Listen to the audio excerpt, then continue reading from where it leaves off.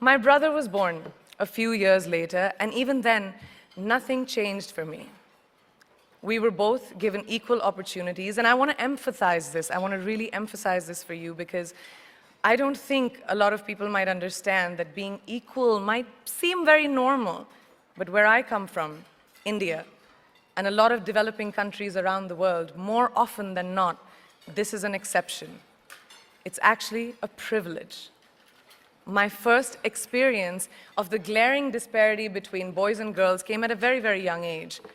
I grew up in a middle-class family with extremely philanthropic parents who constantly reminded me and my brother how lucky we were and how giving back to those who were less fortunate was not a choice, it was a way of life. Simple. I was 7 or 8 years old when my parents started taking me on these visits in a traveling clinic to developing communities around and villages around the city that we lived in called Bareilly. We were packed into this ambulance and my parents would provide free medical care to people who couldn't afford it. My job at the age of 8 was assistant pharmacist. So I would count all the medicines, put them in an envelope and give it out to patients, and I really took my job very seriously, very seriously. But the more I went on these expeditions, the more I began to notice the simplest things that distinguished a boy from a girl or a man from a woman. For example, girls were pulled out of school when they hit puberty because they were considered ready for marriage and babies. That's 12 and 13, while boys still enjoyed their childhood. Or basic human rights such as healthcare were denied just because they were women. Let's call this whole experience trigger number 1 for me. Fast forward a few years and many, many triggers in between.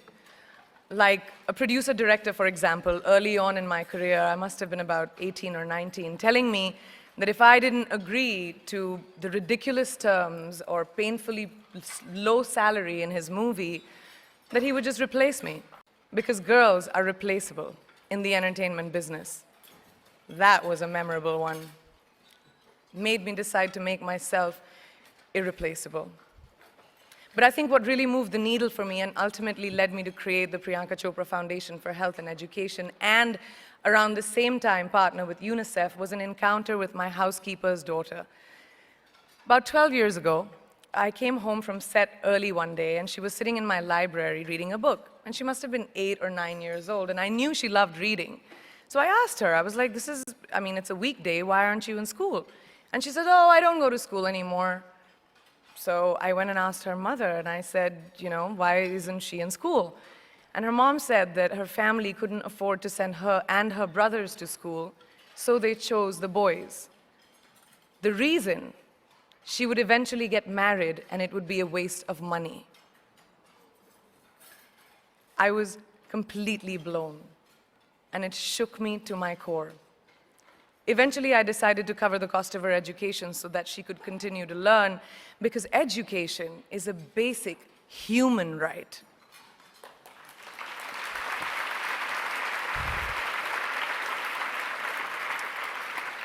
And a huge necessity, especially today. From that point on, I was determined to make a difference in as many children's lives as I could, in whatever big or small way that I could contribute. There's a really, really beautiful quote that I read recently, and I think it's absolutely appropriate to explain what I'm trying to say today. The hand that rocks the cradle, the procreator, the mother of tomorrow, a woman shapes the destiny of civilization. Such is the tragic irony of fate that a beautiful creation such as a girl child is today one of the gravest concerns facing humanity. Girls have the power to change the world.